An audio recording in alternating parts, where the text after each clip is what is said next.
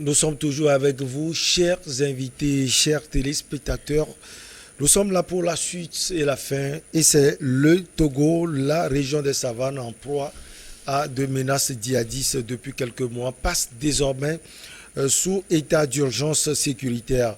Cette mesure a été décidée lundi 13 juin au Conseil des ministres à travers l'examen et la prise d'un projet de décret. Ce décret permettra de renforcer les prises de décision et facilitera une meilleure agilité des services publics et des forces de défense et de sécurité, précise le communiqué du Conseil des ministres. Nous allons parler des mesures d'accompagnement. Robert Kossiga-Kouité, on commence par vous, état d'urgence dans la savane. D'abord un regard sur l'état d'urgence et puis des mesures qui doivent accompagner cela. On dirait que le gouvernement togolais est visionnaire parce que le décret de l'état d'urgence a été pris, je crois, le lundi. Et ce matin, le Togo a encore essuyé une attaque djihadiste au nord, ce qui donne plus de raisons à ce décret, à cette décision salutaire d'ailleurs qu'a pris le gouvernement togolais. Cela dit, quand il y a état d'urgence, il faudrait que nos forces de défense et de sécurité l'élaborent en tout professionnalisme. Parce que nous avons connu aux premières heures de l'état d'urgence décrété à cause de Covid-19 à Lomé, il y avait eu des bavures. Pour cette fois-ci, il faudrait que le professionnalisme domine. Il y a un. De deux, une zone du Togo en état d'urgence aujourd'hui, ce qui va se passer est que les citoyens de cette région-là seront limités dans le temps, dans l'exercice de leurs différentes activités. Alors il va falloir que le gouvernement pense à ces populations-là pour leur alléger un tant soit peu la vie en ces temps de soudure, d'abord facilitant alors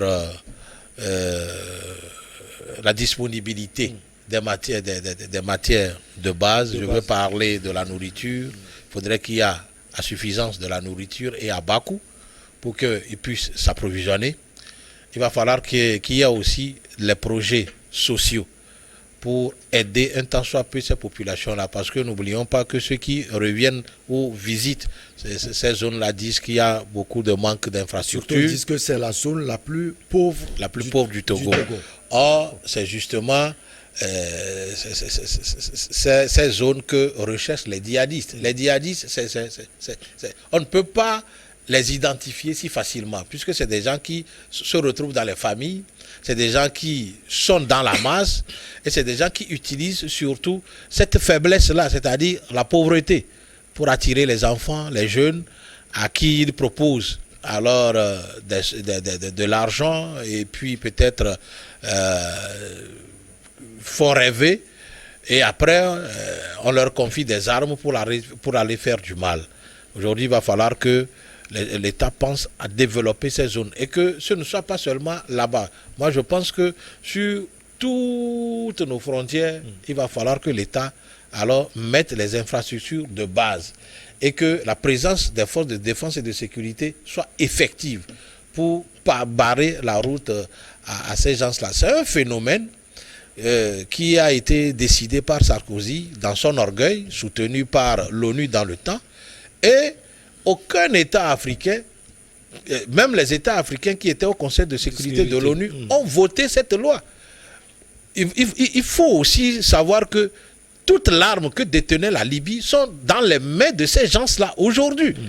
Et les armes que l'OTAN aussi a larguées dans le désert sont récupérées par ces personnes. La même bêtise est en train d'être commise aujourd'hui en Ukraine. Ah oui, le djihadisme que les Blancs ont semé ici, les mêmes choses se répètent. On risque de voir une autre forme en Europe. En Europe comme en Afrique. Donc aujourd'hui, nous allons... il n'y a aucun projet. C'est-à-dire l'OTAN qui a semé cet désordre-là doit revenir en Libye, remettre la paix qu'a laissé Kadhafi avant de mourir. Il y a aussi ça. Vous savez, aujourd'hui, nos pays doivent mettre leurs forces ensemble pour combattre ce mal. Le Togo seul ne peut pas éradiquer ce mal. Et ça, c'est une solution proposée par des experts, des analyses. Ah oui, vous avez aujourd'hui... Il faut l'apport de tout le monde. Il faut l'apport de tout le monde. C'est pourquoi, entre-temps, moi j'ai dit, cet embargo sur le Mali ne résout pas le problème. Il va falloir aller au-delà. C'est-à-dire quoi? Sauver ces populations maliennes et prêter main forte à toutes les zones qui sont aujourd'hui alors empoisonnées par ces histoires de djihadisme. Le djihadisme, c'est qui? On ne l'identifie pas facilement. Mais c'est des gens qui profitent de la pauvreté des autres pour travailler leur cervelle et les pousser. Vous ne pouvez pas savoir que même 2, 3 enfants qui se promènent, les djihadistes peuvent leur donner une bombe. Allez laisser ça là-bas et puis lui, de loin, il actionne. Alors, aujourd'hui, nous devons nous unir, laisser de côté alors nos divergences politiques et tout, pour prier et demander l'intervention de Dieu, encourager le gouvernement à développer cette zone, à mettre suffisamment de moyens et que ceux qui vont conduire ces projets de développement de cette zone-là aient une conscience patriotique. Ce n'est pas le moment de vouloir se faire de l'argent au dos de ces populations. C'est aussi un autre sujet sur lequel le gouvernement doit veiller. Parce qu'il est une chose de débloquer des milliards pour aller développer une zone, il est une autre chose d'amener les entreprises choisies pour alors effectuer ces travaux-là dans les normes. Et il est aussi une autre chose que ceux qui vont conduire ces différents projets aient une conscience patriotique à vouloir vraiment sauver le Togo dans cette zone-là, en leur trouvant de l'eau potable à boire, les infrastructures, les routes et tout, pour que, voilà, les gens là puissent être peut-être repoussés. Aussi, nos militaires, je ne cesserai de le dire, je dis pour gagner le djihadisme, il y a deux types de fonctions ou deux professions que l'État, sur lesquelles l'État doit investir. Il y a l'armée et les médias. La guerre peut être aussi emportée là-bas. Il y a l'armée. Quand celui qui va là-bas, c'est que même s'il tombe sur le champ d'honneur, sa famille sera entretenue pendant un certain nombre de temps. Il peut se donner à fond. Si celui qui va là-bas a des primes conséquentes, capable de nourrir sa famille derrière lui, et puis de calmer un peu ses soucis, il n'a pas de problème à se donner, à corps et âme.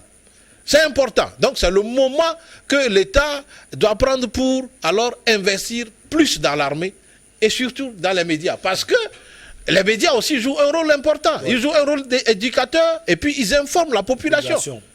Aujourd'hui, c'est tout le peuple togolais qui doit être informé minute par minute de l'avancée de ce qui se passe dans cette zone-là. Pour que tout le monde, comme un seul soldat, aille au front contre ces gens mal intentionnés. Colonel Norbert Kouassi, votre pays aussi avait été déjà touché. On se souvient de ce qui est arrivé à Grand Bassam en Côte d'Ivoire. C'est vrai qu'il y a eu des mesures qui ont été prises par le gouvernement du président Alassane Dramane Ouattara. Ce sont les mêmes peuples avec peut-être des réalités différentes. Vous avez des mesures d'accompagnement que vous pouvez énumérer et expliquer peut-être? D'abord, je dois remercier le gouvernement du président Faure qui fait un effort pour que ces bandits-là soient boutés hors d'état de nuit. J'ai quelque chose à dire au gouvernement du Togo. Il va falloir mieux équiper nos armées. Et puis, il faut que la communication passe entre nos dirigeants qui sont tels que le sous-préfet, le préfet, le maire et sa population. Tout de suite, quand M. Robert développait sa thèse en disant qu'il y a la pauvreté, j'ai dit c'est un prétexte fallacieux que les Occidentaux ont de parler de la pauvreté. C'est à cause de la pauvreté que les djihadistes sont dans nos zones. Moi, je m'inscris en faux. Parce que la pauvreté, ils arrivent à convaincre la pauvreté, population. Quand les djihadistes ont frappé Paris, la population de Paris n'était pas pauvre. Quand les djihadistes frappaient le 11 septembre aux États-Unis, les tours jumelles, ce n'est pas parce que les Américains sont pauvres. Là, ils ont agi directement. Mais nous sommes dans une guerre asymétrie avec des gens. Il va falloir que nos dirigeants militaires trouvent des méthodes contre cette asymétrie. Parce que 80% des armées africaines ne font que copier sur l'Occident. Or, ces djihadistes sont des enfants, des gens bien entraînés par les Occidentaux. Tout de suite, à l'écran, nous avons vu des gros camions qui passaient à l'écran, qui quittent le Burkina pour venir jusqu'à séquencer, même venir jusqu'à... Voici ces gros camions. Vous voyez le corps habillé qui est là. Il a quel moyen de contrôler ce gros camion si ce gros camion a pris au moins 50 rebelles qui sont là-dedans parce qu'ils vont donner de l'argent aux chauffeurs. Il faut avoir les moyens de contrôler. Mais il faut aussi que nos forces de l'ordre fassent très attention quand ils sont sur des barrages, sur des guerre points. Parce que quand le gros camion arrive, quand le véhicule arrive, c'est le petit, l'apprenti qui descend, qui va remettre soit les pièces. Et dans les pièces se trouve de l'argent. Et ça, je parle à tous les soldats ouest-africains. C'est comme ça et tous se comportent. Ils n'ont pas la même mère ni le même père, mais ils ont le même comportement. Il faut que cela change. Si ça ne change pas, on ne pourra pas aller au bout des terroristes. Et de deux, il va falloir que toute l'Afrique de l'Ouest, c'est-à-dire que les autres pays qui ne sont pas dans le Sahel, tels que le Ghana, le Bénin et la Côte d'Ivoire, coalisent les forces qui aident le Togo. Parce que quand vous voyez ces zones-là, en Côte d'Ivoire, ça a été une seule fois, on ne les a plus revus. Mais ce n'est pas sur un plateau de télévision que je vais développer. C'est pourquoi, moi je ne dis sont plus venus. qu'ils ne sont plus venus. Ce n'est pas sur un plateau de télévision que je vais développer. Je pourrais te dire ça en off. Mais pas en direct comme ça. Vous comprenez? Si ça peut servir, mais non. Ça peut servir le Togo. Non, je ne crois pas. En off, tu es un journaliste, tu auras le temps d'expliquer ça. D'exploiter cela. Tu as de bonnes entrées dans le gouvernement, je sais ce que tu peux faire. Donc, il faut que les gens coalisent leurs forces et qu'on laisse le schéma des Blancs, des Occidentaux. Parce que chaque fois, c'est nos militaires qui vont aller dans leur pays pour pouvoir avoir l'expertise pour contrer les djihadistes. Mais ces mêmes Occidentaux se trouvent dans certains pays comme le Mali, qui ont fait 8 ans, ils ont fait 10 ans, et le djihadiste n'a pas reculé, le djihadiste ne fait que aller crescendo. Donc, comprenez que il faut que nos États prennent la peine de trouver la solution à ce problème de djihadistes. Quand vous regardez, quand vous voyez le Togo, la position du Togo sur la carte de l'Afrique, à part le Burkina, entre le Burkina, c'est-à-dire séquencé, jusqu'au nord, les villes même qui sont attaquées ne sont même pas près de séquencer. C'est très loin de séquencer, c'est-à-dire qu'on rentre jusqu'à vers Kara. C'est là que les djihadistes attaquent, mais ils passent par où pour arriver là? Surtout qu'on dit qu'ils sont plus armés que l'armée nationale. Où ces armes-là, ils transportent les armes-là où et c'est où ils font leur entraînement. Parce que la première fois, on dit qu'ils sont venus avec 60 motos. 60 motos. Où ont-ils eu les 60 motos? Est-ce que c'est nos populations qui le font parce que les gens viennent leur donner de l'argent pour traumatiser le gouvernement? C'est là où intervient peut-être la pauvreté. Oui, moi je ne crois pas que, Michel, je ne crois pas que c'est la pauvreté, c'est leur mode opératoire. Parce que dans le subconscient des Occidentaux, ils disent que les Africains sont pauvres. Moi je ne sais pas depuis quand un riche vient voler un pauvre. C'est en Afrique qu'on voit que les riches viennent voler les pauvres. Parce qu'ils disent que nous sommes pauvres, mais c'est eux qui nous pillent, c'est eux qui nous volent, c'est eux qui nous tuent. C'est un paradoxe total. Souvent, c'est le pauvre qui arrive, qui va voler, et que tu résistes, il te tue. Mais dans le monde actuel que nous voyons, le monde des Occidentaux, le monde démocratique que les Occidentaux veulent là, c'est le riche qui vole le pauvre. Donc, faisons très attention. Robert Kosiga, à côté, vous avez touché un point intéressant, faciliter la disponibilité de la nourriture. Ça, c'est très important en ce moment de soudure, carrément. De soudure, carrément, il faut le préciser. Ah oui. Alors, le gouvernement, comment il va le faire? C'est important. Ah oui, il faudra qu'on invente un deuxième Novici pour cette zone-là, qui va concerner toutes les couches sociales.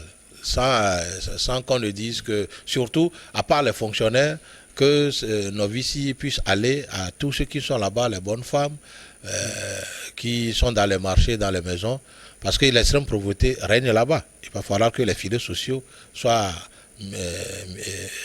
réactivés pour qu'on prenne en charge cette population pour au moins une bonne durée. Et mis à part ça, il va falloir que les infrastructures de base soient réalisées, qu'il y ait surtout de l'eau potable, de l'électricité, le téléphone, l'internet, pour que ces populations puissent être informées à temps réel. Et puis... Et éventuellement collaborer. Collaborer. Bon, si, c'est quand vous êtes informé, vous pouvez collaborer. Quand vous n'êtes pas informé et que vous ne savez même pas que votre milieu là, il y a un danger, comment vous pouvez collaborer? Et c'est là où j'ai dit, il va falloir qu'on investisse aussi dans les médias. Surtout soutenir la presse privée et la presse publique pour que ces gens-là puissent souvent parler de ces problèmes, les éduquer, les informer à temps réel pour que ces populations puissent tisser des relations et avec les journalistes et avec les forces de défense et de sécurité pour donner les alertes à temps réel. Une fois que quelque chose n'est pas clair, alors, ils savent par qui faut-il toucher pour que alors il y ait peut-être une surveillance ou une réaction rapide pour contrer ces gens-là à aller encore plus loin. De l'autre côté, il va falloir que la décentralisation joue aussi son rôle. Ouais. Les mairies. Il va falloir que les mairies aujourd'hui se concentrent. C'est eux qui vont jouer. D'ailleurs, ce sont les maires, les responsables, comment on l'appelle, les conseillers communaux et tout, qui vont alors mouiller le maillot en ce moment-ci pour aller dans les populations. D'abord, les rassurer de la présence des forces de défense et de sécurité, leur montrer ce qu'ils doivent faire, parler à leurs enfants, parler à leurs jeunes, leur dire que ce n'est pas tout argent qu'il faut manger dans la vie contre l'intégrité territoriale de son pays et que quand il y a la paix, il y a la santé, l'homme peut devenir tout. Et là, c'est là où je rejoins un peu M. Corneille, que la pauvreté ne domine pas en Afrique, c'est vrai. Mais quand vous êtes dans un milieu où c'est comme l'État vous a un tout petit peu oublié, ça peut devenir un terreau pour les djihadistes. Parce qu'eux, ils trouvent quelque part où il faut équiper et être à l'aise et perpétrer des attaques dans les villes. Que cela ne devienne pas une habitude pour eux de venir.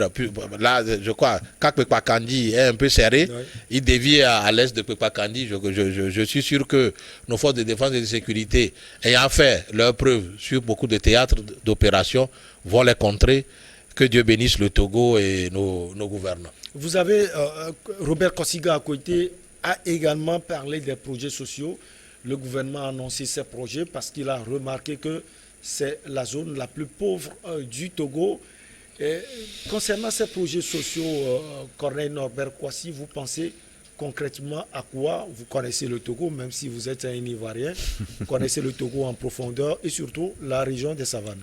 Moi, je crois bien que ces décisions-là, c'est des décisions à venir. Le Togo est attaqué. Et quand mon co-panéliste parlait tout à l'heure, il s'est mis dans la peau du politicien, il s'est mis dans la peau de celui qui veut briguer un mandat. C'est vrai que c'est un politicien. Je crois bien que nous avons un problème. Si on veut tirer à boulet rouge sur le gouvernement en lui disant c'est parce que il n'y a pas tel truc, il n'y a pas tel... Ces trucs-là, c'est à la longue, c'est dans l'avenir. Aujourd'hui, qu'est-ce qu'il faut faire pour contrer ces bandits? C'est ça qui est le souci. Mais pour l'état d'urgence sécuritaire, pour les populations, faut que les gens mangent. Il faut que les... Bon, mais pour le moment, est-ce que pour le moment, les attaques font que les gens n'arrivent pas à manger? Les gens n'arrivent pas à manger? Non. Pour le moment, on ne nous a pas encore dit ça. Parce que c'est des attaques sporadiques, ils attaquent et ils s'en vont. Au fait, pour tirer la sonnette d'alarme au gouvernement. Mais je dis pour le moment, quelle est la solution idoine? Surtout que l'état d'urgence, il faut le préciser, ne va pas empêcher les habitants de vaquer peut-être à leurs occupations. Je crois qu'il faut beaucoup communiquer avec la population. Il faut que le gouvernement communique beaucoup avec la population, que les militaires même qui sont sur le terrain d'opération communiquent beaucoup avec la population. Il faut qu'on sache qui rentre, qui sort, qui est étranger à nos habitudes. Moi, je peux arriver dans le nord. mais par mon accoutrement ou bien ma manière de parler, les gens doivent savoir que je suis ivoirien ou bien que je ne suis pas des Dapaon, je ne suis pas des Kara, je ne suis pas des Kanté. Les gens doivent savoir ça. Et quand c'est comme ça, il va falloir que la population aille me signaler. Ce n'est pas pour me faire du mal, mais on a vu quelqu'un qui n'a pas l'apparence des gens de chez nous. Donc, est-ce que la gendarmerie peut agir? Est-ce que la police peut agir? Parce que c'est la seule manière. On l'a fait quand notre pays était en guerre. Ils ont débarqué des Burkinabés, des Guinéens, des Maliens, des Libériens qui ne connaissaient même pas la ville. Donc, du coup, le gars se trouve à Yopougon et il te dit non, que je vais à la mairie du plateau. Ce qui est anormal. Donc, quand c'est comme ça, on fait appel à la police et la police vient prendre la personne pour aller à une interrogation. Si, après interrogation, on trouve que c'est une personne normale, la police a tous les moyens de savoir que c'est une personne, bien la gendarmerie a tous les moyens de savoir que c'est une personne normale, bien c'est pas une personne normale. Mais si cela n'est pas fait, ce serait plus compliqué pour l'État togolais de contrer les gens. De deux, il va falloir que l'armée soit suréquipée de moyens technologiques. Et qu'elle soit aux aguets surtout. Par exemple, les drones, il faut que l'armée ait les drones, il faut que l'armée ait les armes plus sophistiquées. Parce que pour le moment, le Togo n'est pas sous embargo. Le Togo n'est pas sous embargo. On peut payer les armes à n'importe quel moment pour contrer ces bandits. Tout le Sahel a été pris. Et le Togo est à la lisière du Sahel et du Burkina, du Togo et du Ghana. Donc ils tentent. S'ils rentrent au Togo carrément et que l'État est affaibli, comme le Burkina est un État faillite aujourd'hui, tout le Nord est un État faillite, ce serait dangereux. Parce que c'est le Nord qui veut le prendre. Mais s'ils prennent le Nord, ce serait dangereux pour toute l'Afrique de l'Ouest. Ce qu'on le dit, ce n'est pas seulement pour le Togo, mais c'est pour toute l'Afrique de l'Ouest.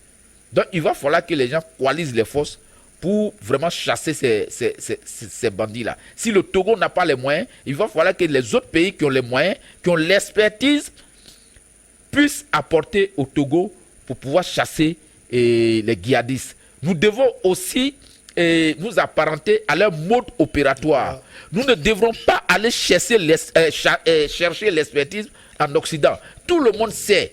Ce n'est pas un secret de polichinelle. Tout le monde sait que ces gens-là, c'est les Occidentaux qui les ont envoyés. Il va falloir qu'on fasse des choses où les Occidentaux ne sont pas au courant. On fasse des choses où il faut toujours surprendre l'ennemi. Il ne faudrait pas que nos États soient surpris, mais il faut toujours surprendre l'ennemi. Mais on a constaté que depuis un certain temps, que ce soit au Mali, que ce soit au Burkina, au Niger, c'est les États qui sont surpris des agissements des terroristes et des djihadistes. Il a fallu que la Russie, avec une nouvelle méthode qui n'est pas la méthode occidentale, puisse chasser aujourd'hui ces djihadistes-là. Pourquoi depuis que la Russie se trouve au Mali, on n'entend plus parler, il y a eu 20 morts dans tel lieu, et il y a eu 17 morts dans un autre lieu. Il n'y en a pas. Parce que la méthode que la Russie utilise, les Occidentaux n'ont pas ce secret. Donc, soit on va s'apparenter aux Russes, ou bien nous-mêmes, nous avons des experts, nous avons l'éminence grise dans l'armée. On peut trouver une méthode à nous pour chasser les djihadistes. Alors, Robert Kossigan, à côté peut-être encore d'autres mesures d'accompagnement, mais il faut souligner qu'en 7 ans d'état d'urgence sécuritaire, il faut également recadrer une partie de l'armée parce que les gens le disent également, ce n'est pas un moment pour l'armée de faire de n'importe quoi. Je l'ai dit tantôt que c'est le moment que nos forces de défense et de sécurité soient plus professionnelles. Ouais. Parce que ce ne sont pas l'ennemi, ce ne sont pas les populations. Donc il faut ménager les populations. Il faut une certaine collaboration plutôt entre elles et que les heures qui seront édictées pour que les populations ne sortent pas, même si par urgence quelqu'un de ces populations se retrouvait dans la rue aux heures de couvre-feu surtout, qu'ils ménagent qu'on les ménage un temps soit peu au lieu de les brimer. Sinon, ça ferait une autre forme de croix que va porter cette population. Mais je fais confiance à nos différents ministres, surtout le ministre de la Sécurité. Je lui fais confiance, le général Yark. C'est un professionnel reconnu par toute l'Afrique et le monde. Je sais il saura qui faut-il mettre à la tête des forces de défense et de sécurité là-bas pour qu'il n'y ait pas de bavure. Ça, je le sais, parce que nous sommes plus appelés à être à l'aise pour mieux penser les différentes stratégies à développer contre ces gens-là que d'être brimés dans notre peau. La lutte ne sera pas comme ça facile. Sinon, il risque d'avoir les populations à dos. Et là, qui va les aider à avoir les informations? C'est aussi ça. Mais les filets sociaux doivent être réactivés. Novici pour cette zone est souhaité. Mais encore une fois, qu'il y ait une aide consistante pour les hommes de médias pour qu'ils puissent alors animer les informations, les éducations pour toute la population togolaise, parce que les gens immigrent de ces lieux pour ici, comme des gens partent d'ici pour ces lieux-là, pour que tout le monde ait l'information à temps réel pour savoir comment collaborer avec les forces de défense et de sécurité et même les autorités locales pour la sécurité de tout le Togo. On profite donc, comme on l'a déjà dit, pour saluer le général Yark et toutes les forces de sécurité qui font un grand travail sous l'impulsion du chef de l'État. Ça a été un plaisir de vous avoir sur ce plateau. Corneille Norbert Kouassi, vous êtes homme politique ivoirien, vous êtes de passage à Lomé. Merci beaucoup à vous. C'est moi qui vous remercie. Merci également à Robert Kossigan à côté, président de AJD, Alliance Jeunesse et Développement. On vous dit également merci, on se retrouve prochainement. Merci. À très bientôt.